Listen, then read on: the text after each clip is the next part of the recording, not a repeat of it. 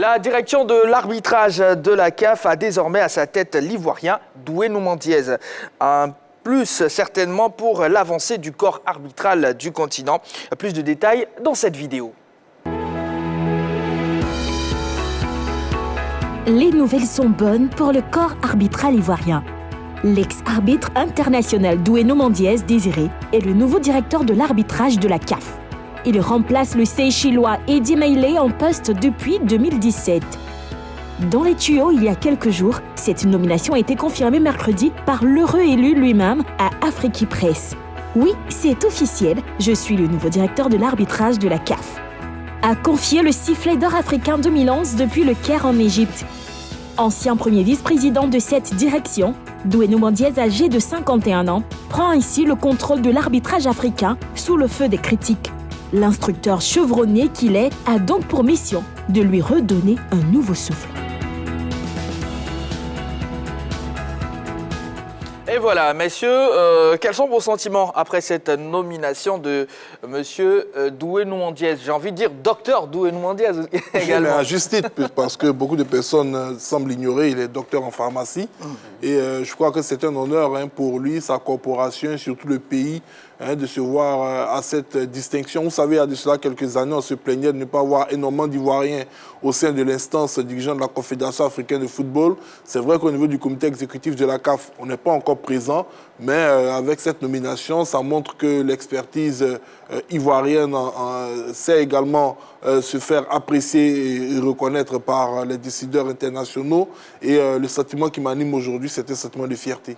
Oui, sentiment de fierté, de satisfaction et surtout tout simplement de récompense personnelle aussi pour ce monsieur qui prend l'initiative de s'offrir lui-même, de s'autofinancer en termes d'équipement d'arbitrage. On le sait, il a rappelé tout à l'heure, il est pharmacien et il use de son métier pour tout simplement s'autofinancer, prendre les équipements nécessaires pour aller au stade Robert Champeau pour s'entraîner. Donc, au-delà aussi, c'est un couronnement personnel de Doué Noumandiez. Et je pense que ça va tout simplement permettre d'effacer l'absence de l'arbitrage ivoirien à la récente CAN, à la récente Coupe d'Afrique des Nations. Donc, ça fait en sorte que l'arbitrage ivoirien est en train de renaître de ses cendres. Moi, je suis parfaitement d'accord avec eux. C'est un grand sentiment de joie, un grand sentiment de fierté. C'est une nomination qui vient donner du sourire un peu au football ivoirien après 2 années de normalisation inutile voulue par la FIFA et la CAF. C'est une nomination qui vient nous donner du sourire après une élection qui a divisé plus ou moins la grande famille du football ivoirien. C'est une nomination qui vient nous soulager un peu des échecs à n'en point fini de nos différentes sélections nationales. Les A, les A', les Olympiques, les U23, les U20, U17, le football féminin, etc., etc. La liste est très longue depuis 2 ans, qui vient nous soulager également de l'échec de nos clubs en compétitions africaines. Oui, Doué Noumandiez nous donne un boum au cœur. C'est vraiment une grande joie. Il fait du bien, mais énormément de bien au football ivoirien en particulier et en général au sport en Côte d'Ivoire. Tout simplement, bravo et félicitations à ce grand homme qui a fait honneur à la Côte d'Ivoire après 2 années de douleur et de souffrance après ce fameux comité de normalisation. J'ai envie de vous poser cette question, messieurs. Que signifie, vraiment dans les moindres détails, cette nomination? Qu'est-ce que ça signifie concrètement? Ça signifie tout simplement qu'il est le patron des arbitres sur le continent africain. Je crois qu'il dirige la commission arbitrale au niveau de la Confédération africaine de football. Avant, il en était le vice-président. Donc, c'est tout simplement que c'est Doué Noumandiez qui est le numéro 1, le patron de la commission arbitrale sur le continent africain. C'est lui qui va procéder à la désignation des différents arbitres sur les différentes compétitions. Il va diriger cette commission, il va organiser cette commission, il va organiser des formations, etc. etc. C'est le numéro 1 des arbitres sur le continent. Il a été il y a quelques années numéro 1 sur le sifflet technique sur le terrain. Là maintenant, c'est lui qui est le grand patron. On aura le temps tout à l'heure de décortiquer un peu son palmarès, son parcours. C'est un expert en matière, c'est un maître en la matière et c'est un couronnement, comme je le dis, il est le patron de l'arbitrage tout simplement sur le continent africain. Et sans doute évaluer les arbitres qui seront sans doute désignés pour les compétitions, faire un bilan du comportement de ces arbitres-là dans les différentes compétitions africaines. Donc c'est un vrai travail de coordinateur, d'éminence grise des arbitres africains. Donc c'est une fierté de savoir qu'il a les commandes.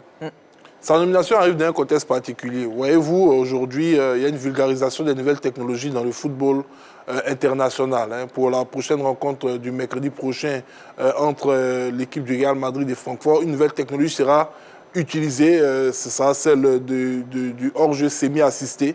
Voilà. Et le monde est en train de, créer un petit écart technologique dans l'appréciation de l'assistance des arbitres avec le continent africain.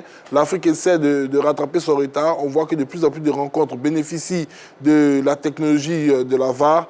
Et il arrive dans ce contexte particulier où il va aider à faire la mutation de nos arbitres et surtout, je dirais même essayer de pousser nos fédérations à pouvoir se doter de ce genre d'outils d'aide à la prise de décision des arbitres pour avoir des arbitres encore meilleurs. Parce que ça risque de pénaliser l'arbitrage africain si la grande partie du continent ne s'habitue pas à ce genre de technologie. Voilà, elle ne pourrait pas se retrouver peut-être sur des grandes compétitions plus tard. Donc, je pense qu'il y a un défi énorme et particulier à relever à la tête de cette institution. On sait que c'est un homme de défis. Et quand on regarde sa trajectoire qui est très ascendante, on lui souhaite d'aller encore plus haut. Et plus on lui sait, c'est la FIFA. Mais c'est encore une autre paire de manches. Il vient d'arriver à la CAF. On va le juger et on va assister tout simplement Dieu nous Diaz pour qu'il puisse réussir cette mission-là, qui est une mission qui permettra de faire flotter haut dans le ciel du Caire et dans le ciel de toutes les capitales africaines le drapeau ivoirien. Plus 225, 27, 21, 59, 93, 99. La question LJT est la suivante. CAF, la nomination de Doué Noumandiez est-elle une reconnaissance de l'expertise ivoirienne? Nous avons l'honneur de recevoir l'appel de M. Danon Roland, arbitre ivoirien. Bonsoir M. Danon Roland. Bonsoir JD. Comment allez-vous? Bien et vous-même? Ça va. Et ce soir, avant de commencer, j'aimerais bien rappeler que je suis l'arbitre parce que j'ai un carton jaune et un carton rouge, sans oublier le sifflet. Bon, vous avez déjà tout l'équipement nécessaire pour officier un match. Bah voilà. Alors, comment vous réagissez face à cette nomination de M. Doué Noumandiez? C'est clairement une joie pour les arbitres ivoiriens en général. Et puis, je dirais pour tout le continent africain, parce que vous savez que Doué a fait une très bonne carrière au plan d'abord national, continental et puis en plus mondial. Il a joué le mondial 2014. Et je pense pour aider à l'analyse de Jean-Philippe, il était déjà membre du groupe des experts des instructeurs CAF. Donc, il n'arrive pas à la tête de la commission comme quelqu'un qu'on découvre. Il est déjà dans la commission et je pense que c'est une promotion en intérim. D'accord. Donc, au regard de tout ce que vous venez de dire, ce n'est clairement pas une surprise. Non, ce n'est pas une surprise. On connaît déjà l'homme ici au plan local. Il a été président de la commission d'arbitrage en Côte d'Ivoire. Et je pense que c'est peut-être la plus-value qui fait qu'aujourd'hui, on le met au niveau de la présidence de la commission de l'arbitrage au niveau de la CAF. D'accord. Alors, quels sont les avantages de cette nomination pour, j'ai envie de dire, le continent, mais en particulier pour la Côte d'Ivoire? J'ai envie de dire, je préfère m'arrêter sur le plan continental. Parce qu'il a maintenant une stature continentale, il ne va pas forcément privilégier les arbitres ivoiriens, quand bien même que c'est notre souhait. Il faut qu'on arrive maintenant à avoir de plus en plus d'arbitres ivoiriens dans les compétitions importantes. Et bon, il a maintenant le rôle de faire bonifier, en fait, de former, de bonifier de tous les arbitres sur le plan continental. Et Jean-Philippe fait une très bonne analyse avec tous les outils qui sont en train d'évoluer. Il est lui-même instructeur VAR, donc déjà permettre à toutes les fédérations qui officient au niveau continental d'avoir cette technologie-là, de performer avec les arbitres qui sont en place avec cette technologie-là, de permettre à la CAF de se faire doter à ces fédérations-là de nouvelles technologies. Je pense à ce niveau-là, François, sur le cas, c'est encore du voir un peu en retard, mais après la CAN, je pense qu'on va se mettre à niveau. D'accord. Alors, pour sa mission, qu'est-ce qui fera sa force selon vous? Bon, déjà, la personne elle-même, dans le jargon, on dit c'est quand même un self-made. C'est un gros travail. Et c'est un gros travail. Il a aussi cette rigueur-là. Je pense que ce qu'il doit améliorer à son niveau, c'est plutôt la gestion des hommes. La gestion des hommes, la mise en place d'une politique en général, claire pour tout le monde et suivie. Sinon, en termes de travail, de performance, de rigueur, on n'a rien à lui reprocher. D'accord. Merci beaucoup, monsieur Danon Roland. Ok, je vous en prie. Allez, à bientôt. Portez-vous bien surtout. Voilà. C'était à l'instant, hein, M. Danon Roland, arbitre ivoirien. Alors, Roger Stéphane, que savez-vous du parcours de M. Doué Noumandiez? Écoutez, les grandes lignes, hein, il a été arbitre au plan local. Il a officié au plan local pour les compétitions domestiques. Il a été élu plusieurs fois meilleur arbitre ivoirien. Il a officié une finale de la Ligue des Champions. Il a officié une finale de la Super Coupe d'Afrique. Il a participé à plusieurs CAN, 2010, 2012, 2013 et 2015. Il a été élu meilleur arbitre africain en 2011. Il a officié plusieurs Coupes du Monde avec les U17, les U20 et avec les seniors. C'était en 2014 au Brésil. Et je crois qu'il a mis fin à sa carrière d'arbitre en 2015. Donc tout simplement, il a été au sommet de l'arbitrage en Côte d'Ivoire et sur le continent africain. Preuve que Doué Noumandiez est un véritable exemple qui a écumé quelques-uns des plus beaux stades du continent africain et du monde et qui est connu par tous ses pairs comme un véritable expert. Et donc son arrivée à ce poste n'est pas fortuit, c'est pas de la magie, c'est le fruit du travail. Il a été un maître sur le terrain. Maintenant, on attend de voir ce que ça va donner dans le fauteuil de cette commission. Mais oui, son parcours est digne de respect. Il a quasiment tout gagné, tout glané en tant qu'arbitre sur le terrain. Et ajouter à cela une finale du CHAN en 2009 et la CAN, tout à fait, la CAN des moins de 17 ans dont il parlait, c'est en 2011. D'accord, merci beaucoup Balou. Alors, est-ce que vous avez quelque chose à ajouter, un détail ou Non, je pense que le pédigré de Doué Noumandiez parle de lui-même. Hein. Je pense qu'on ne peut pas être assez dithyrambique concernant ce monsieur. Donc, voilà. Alors, cette désignation, sinon j'ai envie de cette nomination, est-elle selon vous une reconnaissance de l'expertise ivoirienne ou la valeur de l'individu Noumandiez? Non, les deux. Moi, je dirais les deux. Parce que je pense que des arbitres qui ont le pédigré de Doué Noumandiez, il y en a de plusieurs nationalités. Et si la CAF s'est tournée vers le giron ivoirien, c'est qu'ils estiment qu'il y a de la richesse, qu'ils estiment qu'il y a tout de même de la bonne graine. Donc je pense que ce sont les deux, hein, reconnaissance de la corporation ivoirienne et au-delà aussi reconnaissance personnelle parce que c'est un monsieur qui a un parcours, qui a une expérience, qui a une bonne réputation et sans doute aussi une très bonne moralité pour accéder à ce poste-là. D'accord, vous pouvez nous appeler, à défaut, nous laisser un message sur la page Facebook de la 3. Et ce soir, monsieur Lasseni Koulibaly écrit ceci. La nomination de Doué Noumandiez n'est que la reconnaissance de la valeur intrinsèque de ce monsieur qui fut un arbitre très chevronné et très compétent, des qualités qui lui ont permis de participer à la Coupe du Monde. Jean-Philippe, réaction par rapport à la question LGT? Je pense que je vais être dans la même veine que Balo. Pour moi, déjà, je ne vais pas dire que la nomination de Doué Noumandiez est là pour qu'il cache la forêt. La Côte d'Ivoire a toujours une expertise à se faire valoir en externe. Il faut se rappeler, avant l'arrivée du président actuel de la Confédération africaine de football, M. Patrick Motsepe, le président de la commission de gouvernance de la CAF, était aussi ivoirien. Il s'agit de l'avocat international M. Brice Wabi. Voilà, la Côte d'Ivoire a occupé de très grands postes de par le passé dans cette institution. Aujourd'hui, c'est vrai, ces dernières années, on n'a pas eu d'arbitre qui se soit illustré sur le terrain. Voilà, sur les dernières compétitions internationales, la Côte d'Ivoire n'a pas brillé par la présence de ses arbitres, mais on a toujours eu, au niveau de la Confédération africaine de football, un œil sur Doué Noumandiez, qui est vraiment excellent dans son domaine. Est-ce une reconnaissance de l'expertise ivoirienne? Partiellement, je dirais oui. Écoutez, je suis un peu partagé sur les deux, hein, parce que par le passé, quand même, on a eu une belle expertise en ce qui concerne l'arbitrage ivoirien. Senko Zeli, Boubacar Charaf ont été de très bons arbitres sur le continent. Mais quand même, sur les dernières années, je pense que c'est l'individu qui a transcendé, qui a fait preuve de qualité exceptionnelle. Il a été président de la commission des arbitres de la Fédération, je crois, pour la section 2016. Il est instructeur FIFA depuis 2015. Il est instructeur CAF depuis 2017. Il est instructeur à la VAR, comme on l'avait dit tout à l'heure. Il est l'un des spécialistes sur le continent depuis quelque temps. Il est président de la commission des arbitres de l'Afrique de l'Ouest depuis 2020. Et puis dernièrement, il était vice-président de la commission qui l'occupe maintenant.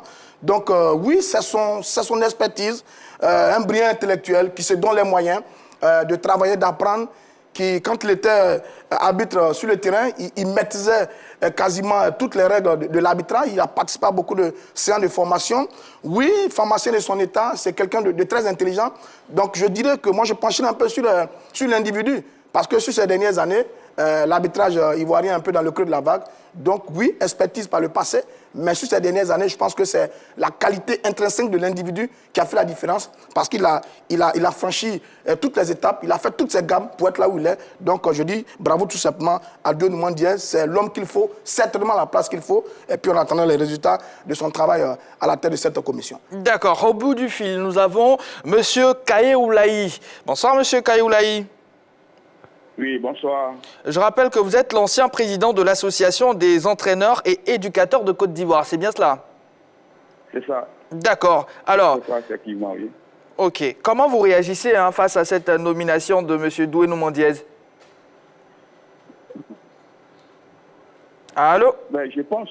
Allô? Oui, allez-y. Je pense que c'est une excellente nouvelle pour la Côte d'Ivoire. Très bonne nouvelle pour la Côte d'Ivoire parce que Doué Noumane Diès est un monsieur qui a beaucoup travaillé, qui a bossé. Et aujourd'hui, atteindre ce sommet-là, je pense que c'est une excellente nouvelle pour d'abord le football ivoirien et ensuite pour tous les arbitres de Côte d'Ivoire. Donc je pense qu'il faut le féliciter. Comme quoi, il n'y a que le travail qui paye. Le travail qui paye. Et je pense que Doué Noumane Diès, aujourd'hui, il est reconnu par son expertise, il est reconnu par son sérieux, par le travail assidu qu'il a pu mener depuis... Nous l'avons pratiqué depuis des années. C'est un monsieur sérieux, c'est un homme passionné, qui aime sa chose, qui s'est forgé, pardon. Et aujourd'hui, là, je pense qu'à ce niveau-là, il arrive là, c'est pas une surprise. C'est le travail qu'il a amené jusqu'à cette étape-là. D'accord. Est-ce que vous avez un message spécial à lui adresser? Non, vous savez, moi je l'appelle généralement, je n'ai jamais appelé Doué Noumane Diès, je l'appelle le référé. C'est comme ça que je l'ai toujours appelé quand nous nous rencontrons. Donc je pense que c'est juste pour le féliciter et puis vraiment lui dire bonne chance pour la suite de sa nouvelle tâche. Merci beaucoup, M. Kaye Oulaï. Voilà. Merci et bonsoir à vous, bonsoir à tous ceux qui sont sur votre plateau. Voilà, merci beaucoup pour votre participation. Quelques journalistes ont réagi suite à cette nomination. On vous propose la vidéo. On revient juste après pour continuer naturellement de parler de ce sujet. Je pense que Doué Noumane Diès le mérite véritablement. Rappelez-vous tout simplement qu'il a été le seul arbitre ivoirien à avoir officié lors des matchs de Coupe du Monde, notamment la Coupe du Monde en 2014 au Brésil. Et puis, il a fait le match d'ouverture. Donc, forcément, que cette nomination au niveau de la commission des arbitres de la CAF va réjaillir de façon positive sur le football ivoirien, en ce sens que ça va permettre, la Côte d'Ivoire sera donc sur les projecteurs, et puis surtout ça va permettre l'éclosion des arbitres ivoiriens. Naturellement, il faut travailler, mais le fait que Doué Noumane Diès soit à la commission des arbitres, ça va permettre donc aux arbitres ivoiriens de travailler encore davantage pour atteindre le sommet, parce que Doué Noumane Diès est un exemple à la matière en Afrique. La preuve, le Sud-Africain, le président de la CAF, M. Sepe, lui a fait confiance.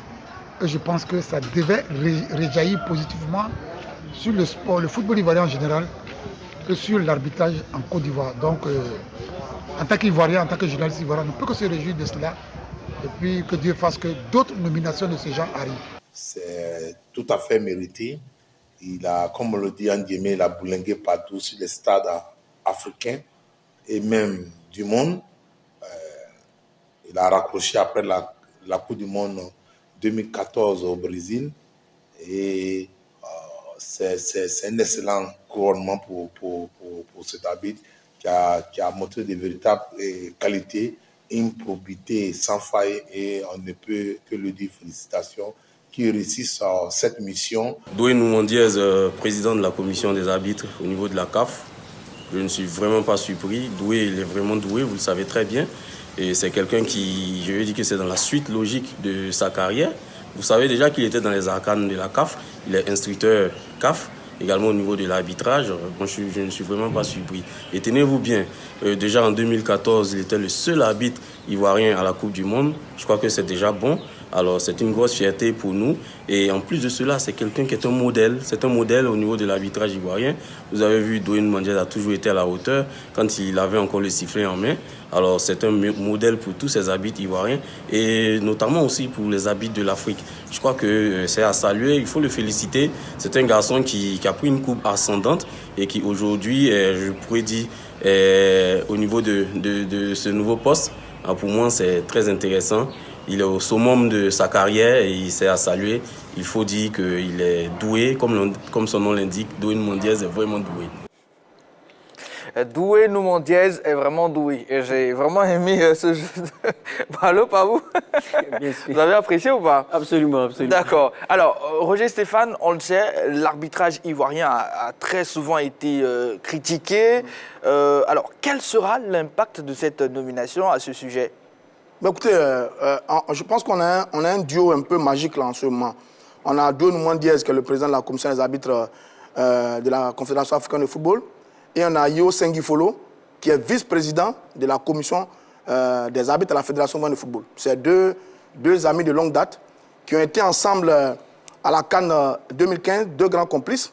Et on espère que la combinaison des deux personnalités-là va aider à impacter positivement l'arbitrage en Côte d'Ivoire. Eh bien, on est bien parti, et je l'espère bien, que toutes les formations, tous les modules, ou tout ce que vous pouvez imaginer en termes d'organisation, de préparation qui vont être mis sur pied par Doué Noumandiès, on verra des arbitres ivoiriens participer à tous ces travaux pour se mettre à hauteur. Je rappelle que nous avons 23 arbitres FIFA, un FIFA au plan local. Les deux derniers ont intégré la liste, je crois, l'année dernière. Donc, on espère qu'avec l'arrivée de Doué Noumandiès, eux-mêmes, ça va être pour eux un défi pour se mettre au travail. Parce que rappelez-vous quand même que depuis 2018,